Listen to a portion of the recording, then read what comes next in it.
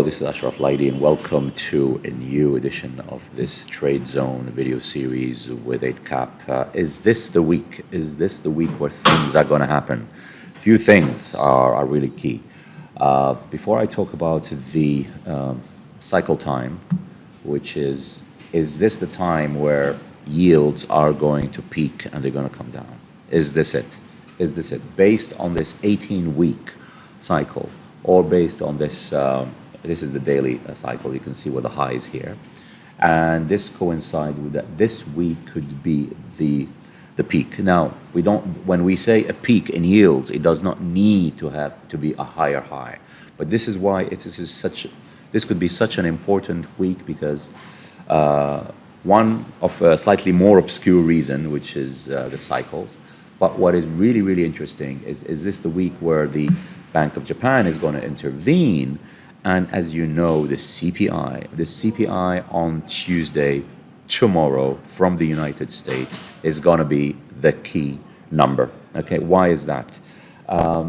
Yes, we know that indices broke key levels. Okay, we know the Nasdaq broke a key level here.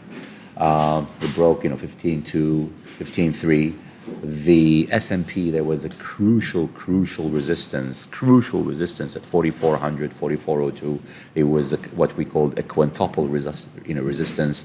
It was the gap, it was a trend line resistance, it was the 100-day moving average, it was the previous high, and it was a few other things, and we broke it. But here is the thing, some people said, oh, wait a minute, I'm watching this video, and the S&P is actually now back at 4405. So was that a false break? Yes, thank you very much. It could be, we're not sure. We need the passport, we need the visa, we need the green light. The green light for further bolstering the validity of this rally in indices is CPI. I'll tell you in a bit what we need to look for and what we need to look for not to appear in the CPI in order to give this green light for the for indices, which in a way, look, those rallies that you see, the late Friday rallies are ferocious. Oh, I just remembered. Speaking about Friday, Moody's downgraded the U.S. outlook. Now, before everybody gets excited, there are three major agencies, and there's two types of rating. There is the credit rating, okay, which is the letter grade, AAA, AA, okay, and there is the outlook, okay. There is the outlook, and S&P, if you remember, in August 2011, S&P in August 2011 was the first credit agency to have downgraded the U.S., removed its AAA, okay. And then we had Fitch earlier this year. They downgraded, they removed the AA or the AAA. I think they do a AAA. Moody's on Friday, they kept the AA. I think it's big A, two small A's. I think this is so they kept the top rating, but they changed the outlook. The outlook, I say it for the third time, they changed the outlook, downgraded it to negative. So this, because of the deficit situation in the U.S. and so on and so forth. Is that a big deal? Before you try to put your I am a genius hat on, there's a hat that says I am a genius, I knew everything. Just to let you know, some people said, oh, credit rating agencies are awful. We don't need the weatherman to tell us that it is raining outside. Well, guess what? A few months ago, when Fitch downgraded the credit rating of the United States, everybody said that's old news, and we had bond yields shut up, and we had the new crisis. So let's turn this page back over. Before I go back in, I go into currencies and gold and in yields and in euro sterling. This could be a very big week for sterling, by the way, not only because Suella Braverman got sacked for the second time, only in the United Kingdom where you have a minister who gets sacked twice. And she could be sacked for the third time, you never know, So. But that's not the reason why things could be big for sterling. It could be rich for sterling because we have the jobless claims, or as you see, the unemployment numbers. We have them tomorrow in the UK, and then we have the CPI after tomorrow. But it's all about the CPI in the United States tomorrow. You saw the opening page in this video was this quite complicated thing, but this is my matrix. This is my matrix or matrix or whatever country you're from. My matrix in looking at whether the Bank of Japan is going to intervene today now, or this week. Maybe if they're going to need to wait for something, they will need to wait for the CPI. If the CPI is not weak, if the CPI in the United States of America is strong, and bond yields go above 468, 469, then that could be an issue. Okay, then they could probably intervene. So just looking at this here, if you look at the Dow at the bottom, the Dow, yes, did break above the trend line resistance. Maybe it will stop this week or today just below 34,430, which is a gap.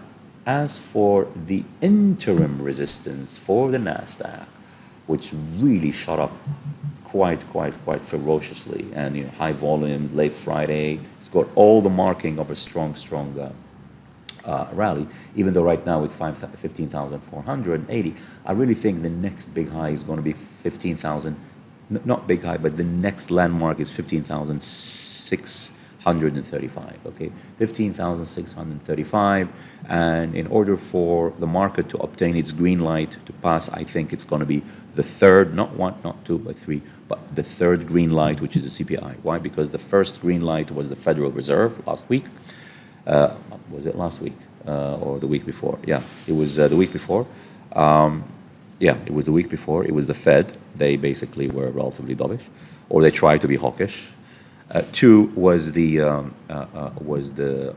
employment numbers. You can say three was Apple earnings, and the fourth key one is the CPI. So let's just, before we go into the markets, let's just try to see what are we looking for in CPI. So CPI, as you can see, is going to come in at 1:30 p.m. Tuesday tomorrow Eastern Time. That is 1:30 p.m. London time, 2:30 p.m. Central European Time, or 5:30 p.m. Dubai time. So you're looking at, I'm looking really at the core. There is something called the super core, which is basically Powell's number, which is it's exclude food and energy and shelter, but I think this is going to be important. You wouldn't want X food and energy month on month to go above 0.3 or 0.4, and you wouldn't want, and you would want the X food and energy year on year to remain around 4.1 or less. See, the headline, meaning not the core, but the headline, the year on year and the month on month, that's going to be relatively easy for it to come down. So it's expected to go from 0.4 to 0.1.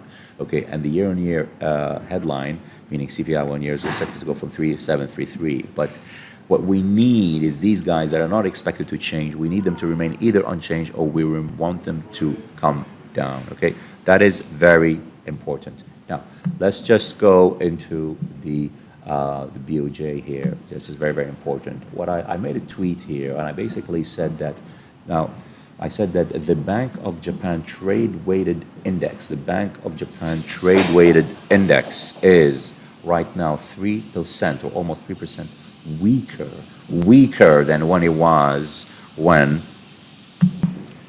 3% weaker than when it was when they intervened in October of last year. See, so there's a few things here that you need to look at.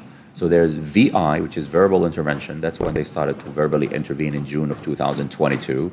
Then they verbally intervened in September. But then the real intervention, they had 3 real interventions. Please pay attention. They had 3 real interventions last year. Yes, they had one few weeks ago, but the first real intervention was around September 22nd, which was one day after the September 21st Federal Reserve decision of last year. So they intervened and they lifted the yen a little bit. Again, this is the trade-weighted yen index. This is not the yen versus the dollars. This is not the yen versus the euro. This is a basket.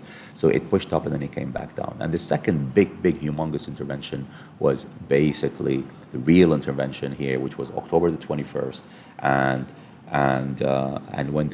when they intervened, they lifted it up, and then they followed up with a Sunday, but that was the major one. Well, when they intervened, The trade weight index was around 81. Right now it's 79. Let's see how this thing aligns with the rest. Okay, so again, you're looking for the not the first line, the second vertical red line. That's when they intervene, and you can see gold actually was pushed up. Dollar yen, you see this?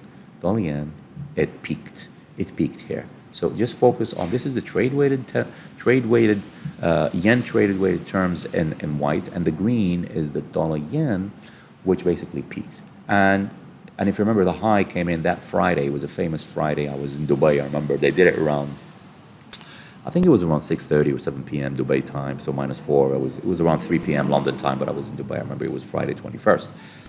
The high was 51.95, 151.95. And the high today is 159, so 151.80. So what I told the group, my WhatsApp broadcast group, on Friday when markets were rallying and so on and so forth, I said, groups, I'm going to do what I usually do. I'm going to put an order, a sell order in dollar yen, above 151.80. I'm not going to say exactly where it was, but I'm going to put it at 151.80, a sell order, and I'm going to target around 300 pips. If it gets hit, it gets hit. If it doesn't get hit, that's fine. Now, and that's not a bad way of doing it. You can use the smallest possible size or relative size to your account, and you can do it, and then you can put a stop, let's say around 152.20, 152.30. You can enter 151.80, 151.90, and then you can target 200 or 300 pips. But the 10-year yield, again, just to show you, for those of you who are new, yes, there is a relationship between the yen and the yield, and when they peaked here, okay, when they intervened, the peak in dollar yen coincided with the peak in rates. So that's one way of looking at this. But I just want to show you, but again, there is a cycle thing, right? But here, oh, by the way, when they intervene, please pay attention, when they intervene, so in terms of price, we are around the same level where we were when they intervened. But when we got there, this followed after 12 consecutive daily gains, 12 consecutive daily gains. So the momentum here is not that fierce, it's not that strong, but it is steady, so it's not scary. So it may not really call the Bank of Japan upon to intervene, but levels are levels, and they need to do it. And in terms of landmarks, so intervention is about three things. It's about a price, it's about a momentum, and it's about the fundamentals or the state of things. So if the CPI is going to be so strong in the United States tomorrow, they will need to come in and do something and intervene. Some people say no, because that means that the fundamentals are going to be for a lower yen and a rising dollar, so it doesn't make sense. But they need to do something, or they can actually they can try to fool us and they do the bluffing game where they don't act, and then when we say that's it, this is going to go towards 155, and then they come in with another giant intervention. Okay, so again, just be alert. But what is important is that, again, if you look at this cycle play is very, very important around the yields, and this could probably tell us when gold is going to stabilize. So again, here is the gold chart, and again, that 10% level worked to a charm. Whenever there is a big move, which we talked about in gold, from a major low, the highs are really around 10%, 10.8%, and then we come down, and it happened from every major low that we showed here. But here's what's important. Right now, dollar yen, gold is stabilizing at the yellow. What is the yellow? It's the 200-day moving average, okay? So that's around 1,933, 32. But it's not just about the 200-day. There is a major confluence here, ladies and gentlemen, which is what? Let's do some math. So around here, there's a 100-day moving average, which is 1927, and there's a 55-day moving average, which is 1924. So basically, you're looking, so you could be saying that we could go towards 1920, 1930, but from this low to this high is $200, okay? So basically, 50% retracement, so we could be looking just around these levels here. And, okay, so we went because the low was, remember, the low was 1810, the high is 2010. That's 200, okay? So 200, so that's 200. So 2010 minus 100 is 1910. So could we go to 1910? We could. We cannot rule it out, okay? Something's worrying about metals, that silver is really coming back down, but Bitcoin is really liking it, okay? And again, I'm not going to repeat this, but If you look at my latest video, which is basically says that Bitcoin divided by gold is now way above the 16 level. It's above 19, and that's really a major key. And I think that the next big rally in Bitcoin could happen in the second half of this week, after the 15th or after the 16th. Okay, so this is the key thing, ladies and gentlemen. Just one last thing I'd like to end with, which is the euro dollar. And the euro dollar, the market will move when it is ready, not you. What does that mean? The setup was beautiful. The inverted head and shoulder was nice. We broke above the neckline. We broke, but we're still not ready to go towards 108. The market is ready when it goes, not your margin, not your account, okay? When it is ready, because we've seen here. Okay, so here this was successful, this was not. This came back down, and we've seen it also here, and you can look at all of this in the previous videos. So the chart remains positive. If you want to get away from dollar risk, if you don't want to be exposed to dollar risk, you can go in euro sterling, which really remains a solid pair. Yeah. The sirens are all over in London. That's what happens when the Home Secretary gets sacked for the second time.